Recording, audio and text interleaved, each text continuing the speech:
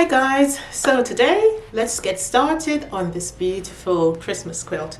Okay, so normally every year I make a Christmas quilt, and I decided this year I'm going to do Christmas panels. So I've bought myself a selection of Christmas panels, and I wanted to share with you how I usually build them. So, well, at least how I think about building this particular quilt from a panel. So the one I have here, it's a Christmas tree, and it's absolutely beautiful. So as I said, I've bought a selection of different panels. And so what I intend to do is to show you how to make this, obviously, but basic as well as build up lots of blocks around it. So today we're going to go with the first big one, which is definitely building blocks around it. Now the panel came with an extra white strip at the end here, but I trimmed that off, okay? And so I've been thinking about what can I do, what colors can I use, what sort of blocks can I use to build this particular quilt. So what I am going to do is to trim the red off. So the red is on both ends, and it's on the top and bottom also, okay? Now my idea for making the quilt, I'm not sure what size it's going to be. I'm just going to work with it until I am happy with the outcome. But I do have a sense of direction in terms of where I want to go with the blocks. Now because it's a Christmas tree, and all it have literally, this is literally the panel here. There's nothing else. Sometimes a panel comes with other blocks on the sides. Okay, and then you can cut those out and use them as well. But this is literally the panel. So it doesn't give much for you to expand. So the only objective here is either to use it as it is, as a wall hanging, and just simply put an ordinary border around it, or you can put blocks. So I intend to add some quilting blocks around it. And so because it's a Christmas tree, the first idea that came to my head was to put presents around it. So I'm going to build outward, okay? So from the middle out, Christmas presents, and I'm probably going to put 2 rows of Christmas presents. The background fabric, I imagine I'm going to use white because it's got white here. Now I love to pick up the color variations into the focus fabric. So I would look at it as a focus fabric. So this is the main part, or the main piece of work that I'm working with here. So I'm going to pick up colors within this. I am going to go outside the box in the sense of using different fat quarters for my blocks, and one of them I'm going to go outside the block in terms of the color. So I'm going to choose a color that's not in there, okay? But I'm going to take you through the process now, how we're going to make the presents blocks, and then I'm going to decide on whether I add some stars around it, all right? But I'm sure as I go along, and I'm building this as I go. You're seeing me plan this as I go along with you. I haven't pre-planned it. It is literally, I went into the store, saw it, and that's initially what came to my mind, Christmas presents, and that's where the thought process starts. So that is the panel. It is cotton, obviously, and it's really, really beautiful, and it's really striking.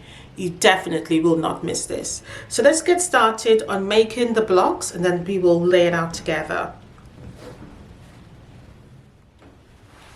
Okay, so I have all of the parts here to make the first present block. Now there will be a pattern, so you can download them, and download the pattern, that is, and make it to your leisure rather than me go through all the sizes right now. Okay, so I have my squares here. So I'm going to take my strip, and what you can do is simply just cut it to the length of the strip, or you can just sew it on and then cut. It really is down to you which method you use. It doesn't really matter. To be honest, I have been cutting it to the length and then sewing it on. So I'm going to make my 2 cuts for this one right now. The reason why I tend to cut it at the length that I need it right now, I think sometimes it really does fit onto the block a lot more better than when you cut it after. I think it also encourages you to really work with your 1/4 inch seam so that you don't make a mistake. So you can get into the habit of doing that, but either way, as I said, it doesn't really make a huge difference.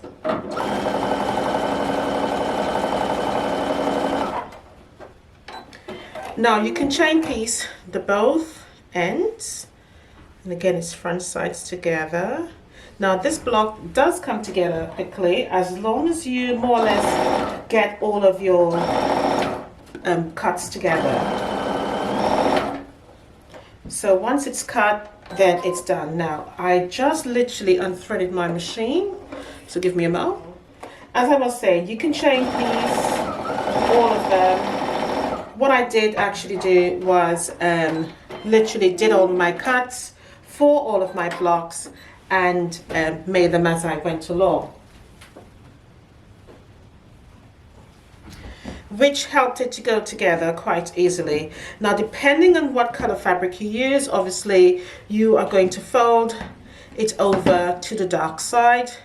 You could press as you go, which I have been doing, so that it is a lot more flatter. I'm just going to reach and right, so once that's done, just the next two goes on, and again front sides together, and so okay. So once that is completed, I'm just going to finger press for now. I was going to iron, but I will just leave it. So open, finger press. As I said, this block is made very quickly, in all honesty. I think the most time consuming part is literally making the flying geese. Now for this particular one, I would actually give it a press. The reason why is because of the block in the middle, or that strip in the middle, sometimes it allows the fabric to fold in. So if you are going to cut all of your sizes first, yeah, make sure that you literally put some heat on this particular block here so that it's nice and flat. You don't want it curled up like this one, because you may not get an accurate cut. So hence the reason why I'm saying that. So simply just literally do that. Right, and then front sides together as usual. And so wondering, what is she using? Definitely I can see a little trimmings there need cutting, so I'm going to get rid of that now. And again, I'm going to press, and I only just put the heat literally in the middle there. Now with this one, it's very important. Now this is when you'll know if your initial cuts have been accurate.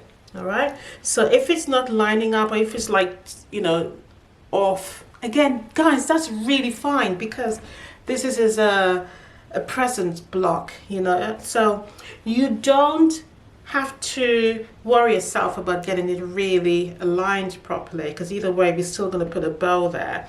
And I try to relate these things to being creative in a sense. All right, so if you've made a mistake, or if you want it straight, aligned properly, by all means make sure that you pin it.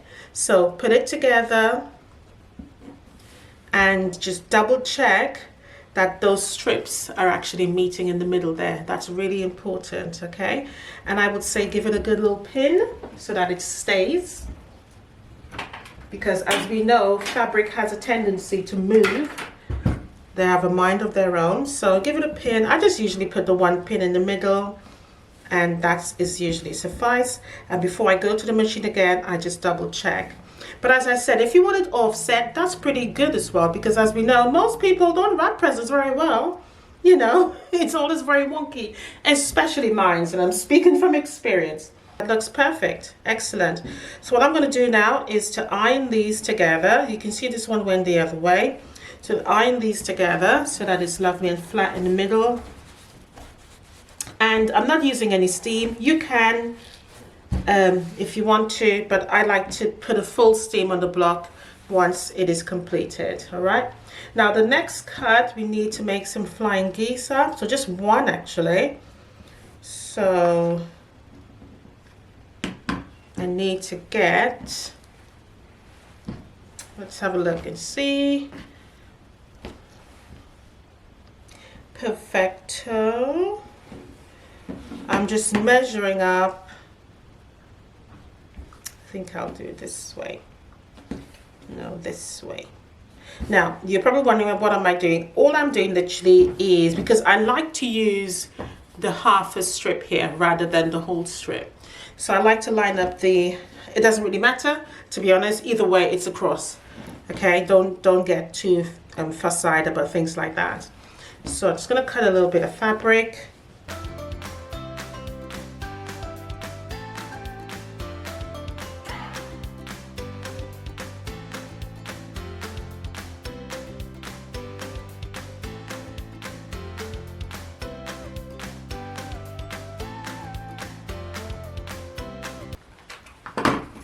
Right, so the next objective, you need to draw a line. Now, I know some people have tape on their sewing machine whereby they don't have to draw a line. It's really down to you on what makes you feel comfortable. Normally, sometimes, if I'm being very honest, I eyeball it and I'm usually spot on. But again, for demonstration purposes, I'm going to do it properly and draw a line. Ideally, I do like drawing a line also, because I think sometimes you just got to do what's right. So I'm going to put that front sides together there and front sides together there. And I want you to think about if you've noticed something that's completely wrong there. I don't know if you've noticed it, but I'm making a flying geese here. So I don't know if you've actually figured out what's the problem. Now, I like to do this. I like to throw that in to see if you're actually concentrating on what you do. Because for me, learning is not just following. It's really observing where the person has made the mistake. And so one of the things I've done wrong here, I did not measure my strip. My strip is supposed to be 4 inches long, and this is 1, 2, 3, 4, 5, 6.5. So I need to remove some of that. Okay, and what made me realize, because I didn't even think, that ideally when I put my flying geese on, they're supposed to more or less meet in the middle a little bit. And if there's a big gap there, hey, that's a very massive geese with extremely expanding wings away from its body. All right, so I'm going to cut this now. So 1, 2, 3, 4. So always measure twice. Excellent. And then now I can put my flying geese together. So I'm going to put it so front sides together with that line I have drawn coming from this point to the middle. And I'm going to sew on that line. Now with this one, you must iron once you have put the first one on, and flip it and cut it. So this is literally stitch and flip here. That's what the flying geese is. So if you're new to this and you're thinking, what on earth is she on about with this flying geese thing? It is definitely a stitch and flip method.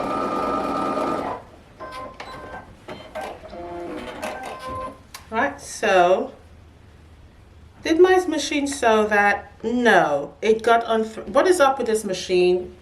It's playing up. Now, I think it's the thread. It tends to, if it's a new thread where it's coming off the spool, it's still very windy. So it tends to unthread it very easily until the thread gets a little bit like stretched out. It does do that, so I can't fault it. It is the way it is. That's just how the machine is. So let's try this again with patience. Right, done. So what we need to do now is give this a little cut. I'm just going to cut a 1/4 inch away, and I'm going to flip it back. And remember, I said you must iron. So this one you cannot just continue sewing. You have to stop and do this process. Okay, and then let's take that thread off.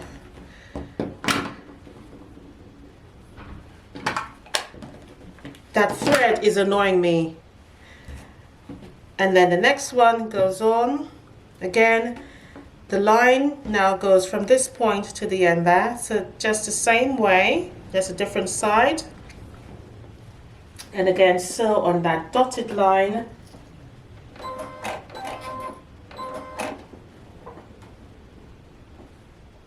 Make sure you line it up properly.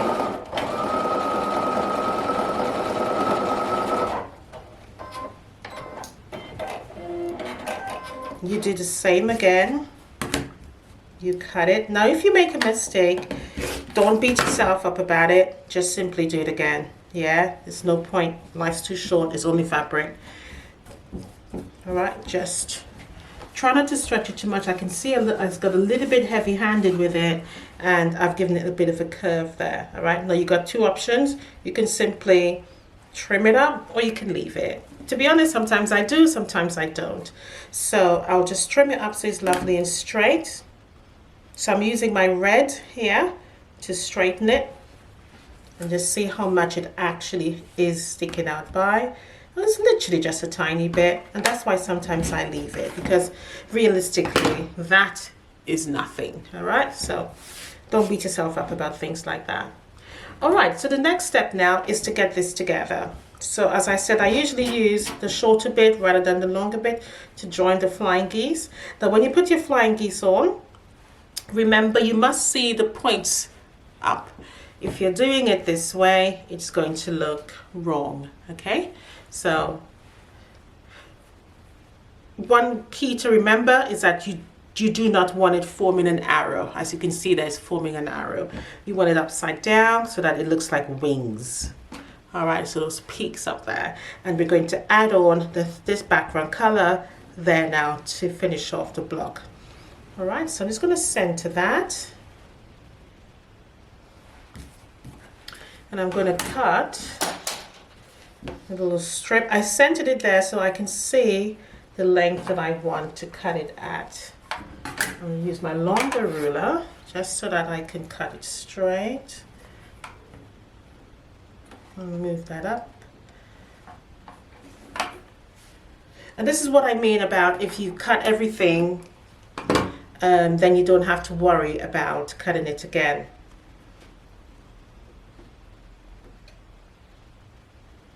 So just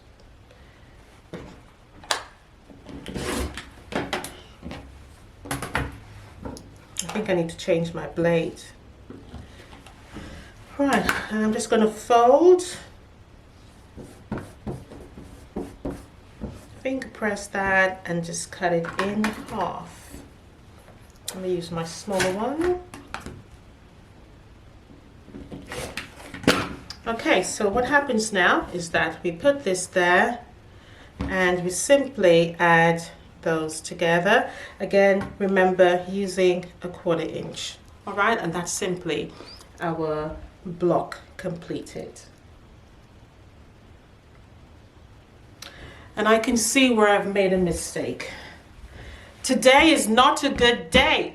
I am not thinking. Do you know, guys, I was actually watching The Voice and I'm actually still thinking about it. Right, again, let me see if anybody can figure out my mistake. As soon as I was like, wait a minute, this don't look right. This should be the flying geese. So my red should be the wings and my blue should be this color. So I've got to do this again. So this is right, but this is wrong. So ideally I need a 4-inch strip of blue. So let's try this one more time. So now that you know how to make it, I'm not going to make it on camera again because you've seen me messed up. So basically you make your flying geese with your background color here, but this must be the bow. All right, so I'll make it correctly and I'll come back and show you. I'll get back to the stage and finish off the block on camera.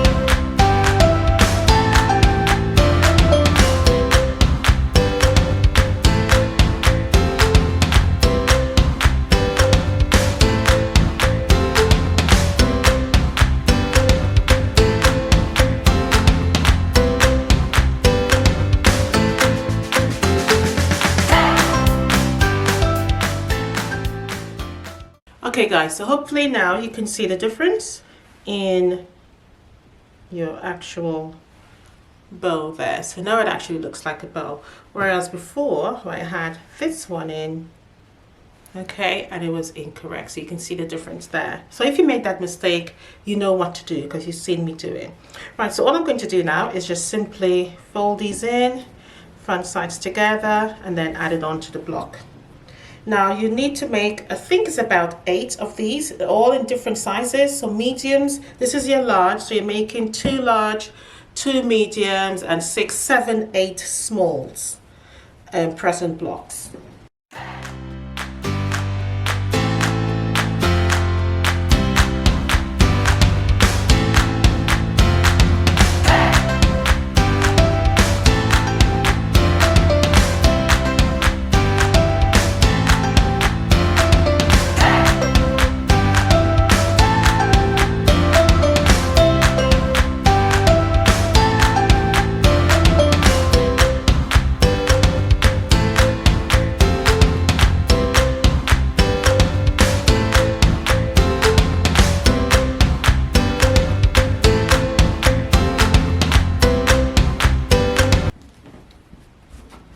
Alright, so to give this a final press, so press it on, so set the seams as you would normally and give it a good old press. Make sure that block lays lovely and flat. And that is it. So that's the block completed there. Alright, so the block should come up by 8 by 10. So let's see if I need to do any trimming. So I have 1, 2, 3, 4, 5, 6, 7, 8. And I have 1, 2, 3, 4, 5, 6, 7, 8, 9, 10. So I have 8.5 here, and I have 10 and just a quarter. So I'm just going to trim this up to size because I've already trimmed the others. I just want them all to be the same size. Yep, I've already trimmed this one up. So that's the size I'm going with.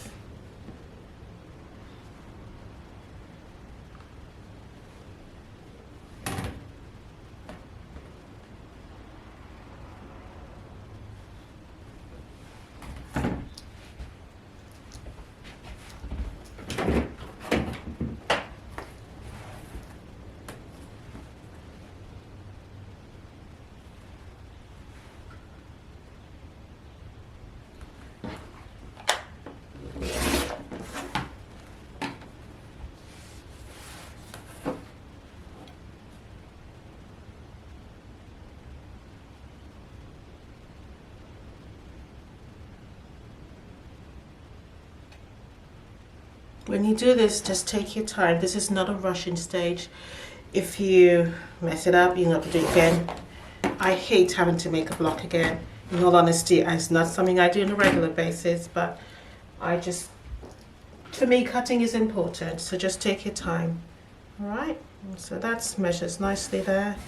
And I'll just trim off this. And notice, you see how I've taken my first block just to ensure that it's the same size, okay? Because sometimes when I'm making these quilts, very likely I've started it ages ago. I usually start a quilt in the process of making one.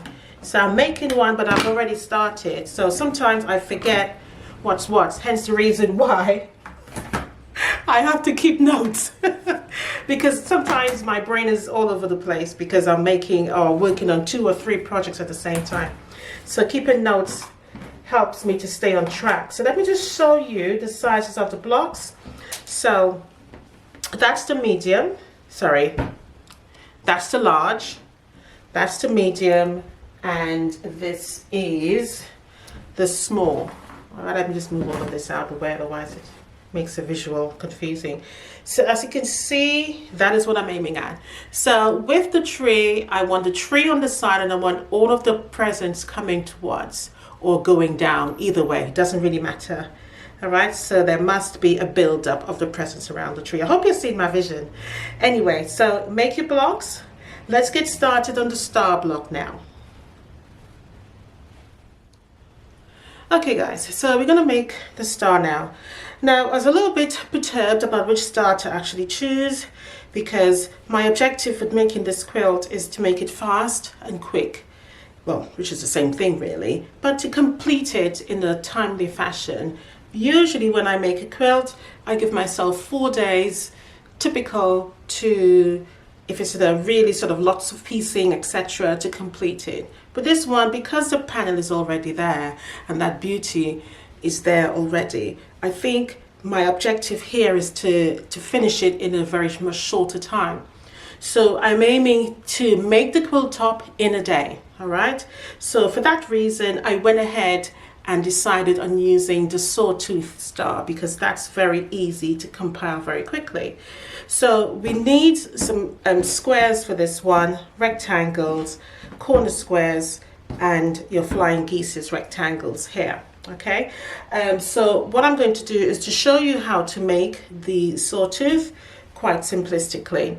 So these are the squares I'm going to be using for the sawtooth. So I've already marked, and you can't see because I've used a pen and the color of the fat quarter is obviously dark. I've drawn a line from point to point, just like we've done for the first one we did when we made the flying geese's already, and you've seen me do it. So it's the same concept. You draw the line, you stitch on the line, you stitch and flip, you trim it off, and you continue with the other side. All right, so I'm going to do that, and I'll come back and show you how to finish off the star. So I'm going to get all the flying geese's ready, and we'll put the star together. Okay, so now that I've made all the flying geese's, we need to lay the blocks out so that you're clear on how to make the sawtooth star.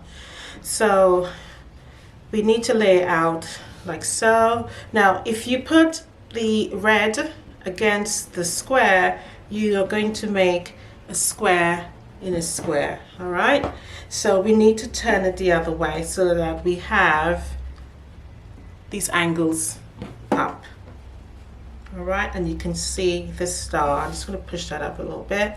You can see the star. Okay, so that is the objective, and then with my background fabric I am going to just add it to the side.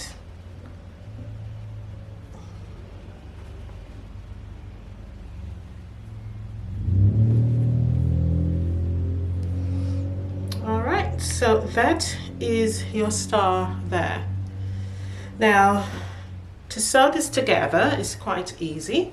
So we're going to sew these two front sides together, and this one front sides together, again using a 1/4 inch seam, and then this one and this one, and these two together.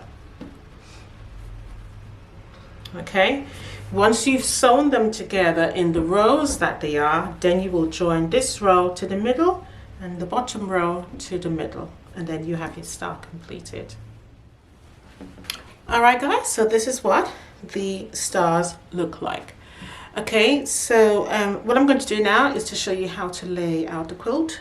As I said, it's very simplistic, and we will get started on that now. Okay guys, so let's move on to the next step. So we need 3 stars in total.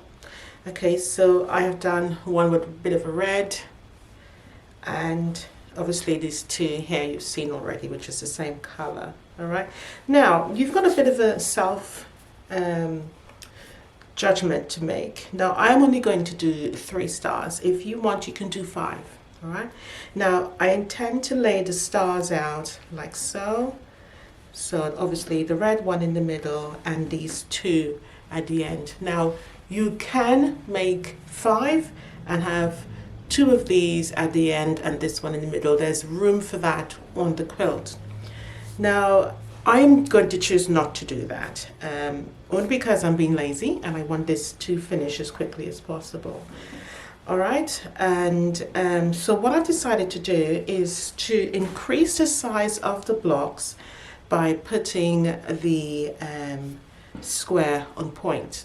All right, so that yes, you are going to have, and in case you're wondering, you know, yes, you are going to have a lot of dead space within the quilt top. Of course, as you can tell, my background fabric is white, and it's white with sort of Christmas trees and little dots, and it's quite sparkly. You may not be able to pick it up in the camera, but hopefully once the quilt is completed, you'll be able to see that when I bring the camera closer.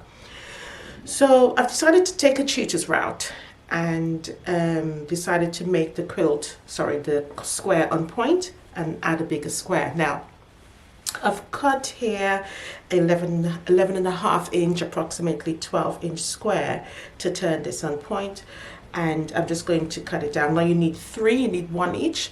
Okay, now if you decide not to do this step and you wanted to make 5 stars in total, because the 5 is going to be placed at the top of the Christmas tree, you can. It doesn't really matter, it will still work out. You may have to add a little bit of sashings in between just to fill out the length or the width of the quilt top, I should say, rather than the length. The width of the quilt top, may have to add some sashings in between. You can do so, but it doesn't really matter if you make 5 stars or you make 3. Now, to work out the math to do the square, my calculator wasn't working, so and it's usually using the pi calculation to get the square that you want, so you can cut it in 4 on the diagonal to fit it in around your actual 10-inch square here for your star. Okay, now my calculator wasn't working, and I really wasn't really bothered about going onto the laptop and getting the, wasn't bothered about doing that. Now, because I know, and I'm just going to teach you a cheater's way to do this, because I know this is a 10-inch square here, and what I did is calculate, sort of in my mind roughly, okay, fine, it's a 10-inch square. In order to put this on point, I need to incorporate whether or not I leave enough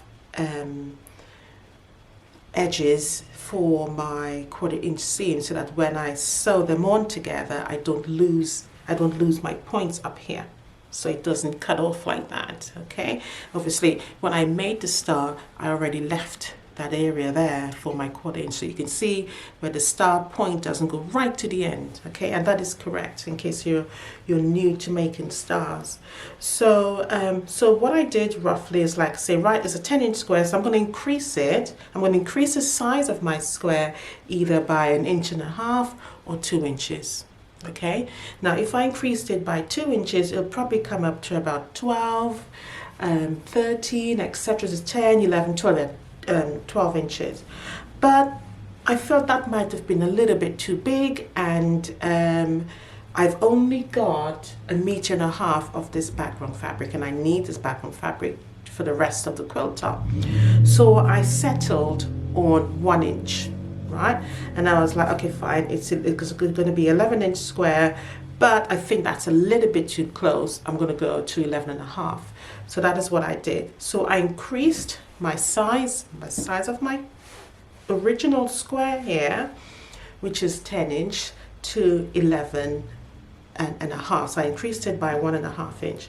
Okay, now if you're ever unsure and you think, oh, I don't want to waste the fabric, you can simply get some paper, some ordinary graph paper, writing paper, newspaper, and you just simply cut yourself the approximate size that you're thinking of, and you can then simply cut it on the diagonal, you know, and then you can then place your star and then figure it out for yourself. Okay, that's if you want to do a cheater's way, or if you've got a calculator, you can just do the math, and the math is simply to multiply it by pi and to increase it, I think, by 1 or by 1/2, I can't remember. All right, but that is what I did. Okay, so I just added on 1.5 inches, right? And as I said, if you want to just confirm that your averaging is correct, because sometimes you don't always have time to simply sit down there and work the math out, you know, you just want to just sew, isn't it? Which is what I get to sometimes. So 1.5 inches, take some old paper, newspaper, printing paper, and cut the square out, so 11.5 inch. cut it on the diagonal, and then you can just, you'll know exactly if you're right. So I'm going to go ahead here. I mean, I've done this a few times, so I trust my averaging. I'm just going to cut, so I have 2 here, I need 3 in total, so I'm just going to cut it. Right, now remember, I'm doing this because basically I just want to add the 3 stars at the top. As I said, you can do the 5, but I don't think you need it. And I want to have that quilting space there where I can add some quilting to it. So, all right, so that's that. So I've got my squares done. I'm just going to take 1 layer off. And put that to the side. And I'm going to bring my square in for my star. Hopefully you can see what I'm doing. And all I'm going to do now is just turn it this way. And I can see already that I'm right. You can see it extending here. So I have enough. So in a sense, really, my 11-inch square would have been fine. So like so. So I've got quite a lot sticking out, but as I said, I wanted to give myself a little bit of a play and not cut it so tight. So that's my square on point. So let me try and move this way so you can see it properly. Okay, so that's it there, that's it there. So even if, so what I can do now, what you can do now, is after you've made this and you think, well, it's a little bit too big, you can then trim it down. No big deal, isn't it? To trim it down, because at the end of the day, you're not losing anything.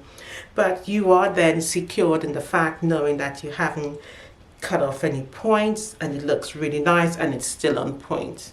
All right.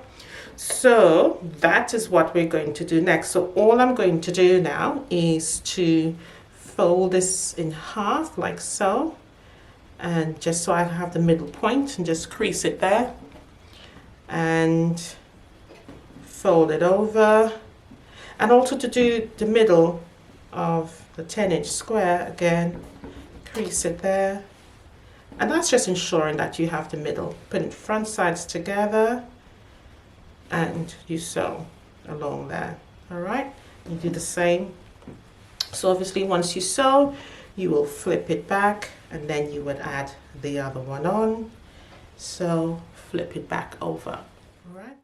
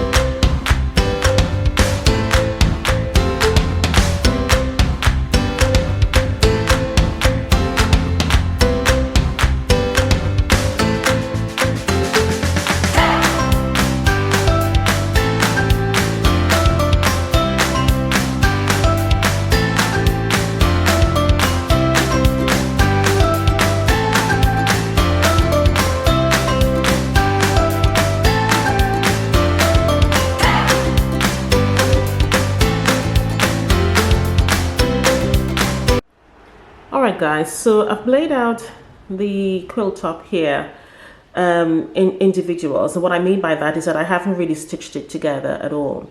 Now I have added on to the first row here, I've added on a little border at the bottom of each of them.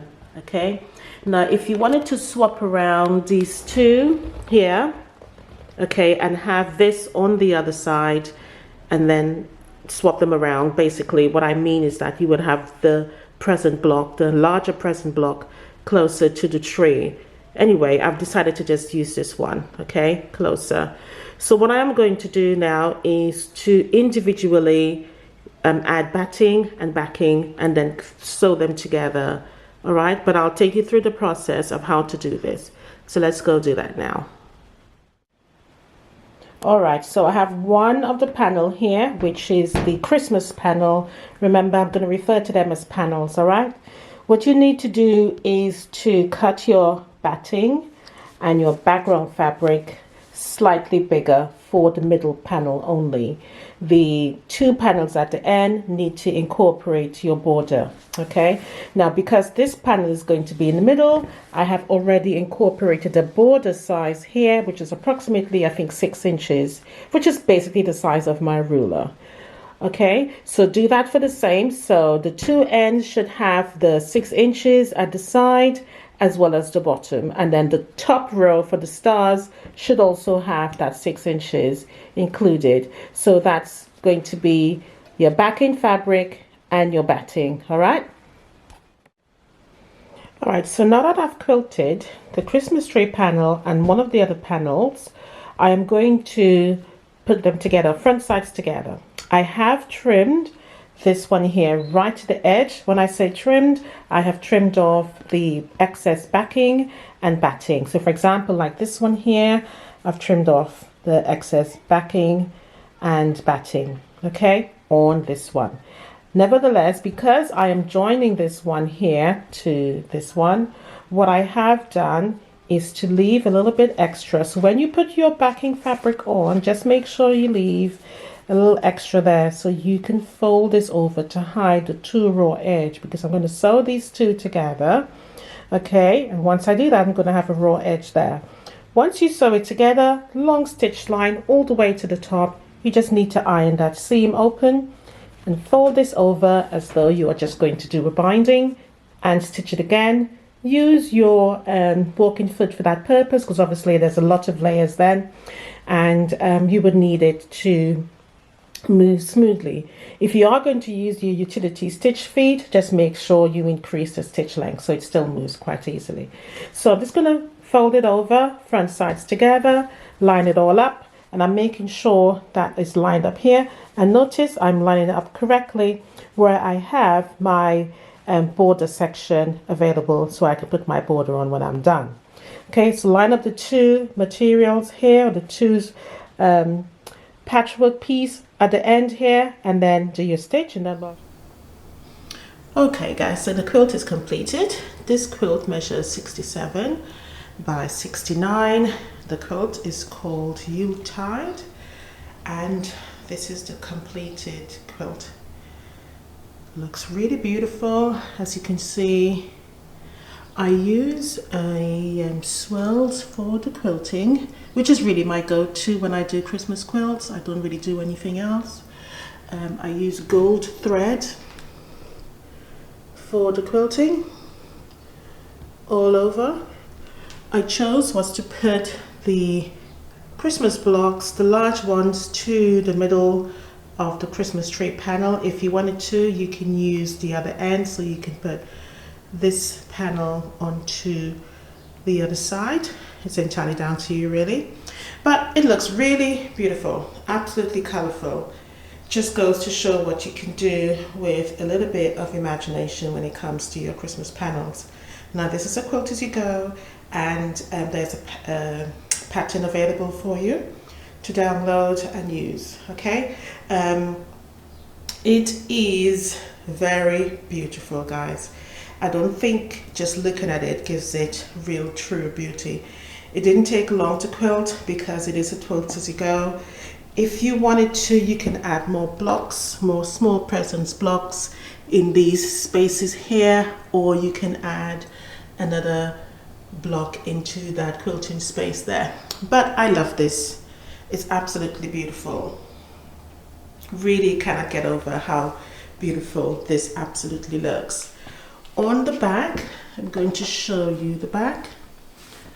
It's an all over Christmas pattern, and you cannot see the joining for this one. I used just a brown gold thread, sorry, a brown glossy thread for this one, and you really can't pick it up. You may pick it up on the camera, but not very much. However, what I really wanted to show you is that you cannot really see the joining. If I go really close in, you should be able to pick it up there. But again, the objective here If you want to use a backing such as this, then obviously you wouldn't see that joining there, those seam lines there, to bring the whole quilt together. On the binding, it is a Christmas tree metallic print, but it looked like it's twisting as you go, which is really beautiful. I didn't quilt here, I just added on the border, which I'll do at another time. But overall, the quilt is absolutely beautiful. So guys, if you liked and enjoyed this tutorial, don't forget to like and subscribe. Hit that notification bell, and of course give the video a thumbs up, and please do share the video out so everybody else can see it. You can really see the gold printing on the black. So guys, I hope this really helped you if you've got a panel such as this one, what you can do with your quilts. So you can do wall hanging, a bed quilt, anything you actually want. So as I said, I think I mentioned the name of the quilt is called QUILT, and there's not much to say other than how pretty it absolutely is. Absolutely gorgeous. But yeah, very beautiful. So bye for now, happy quilting, and I shall see you in the next one. I just can't get over how beautiful this looks.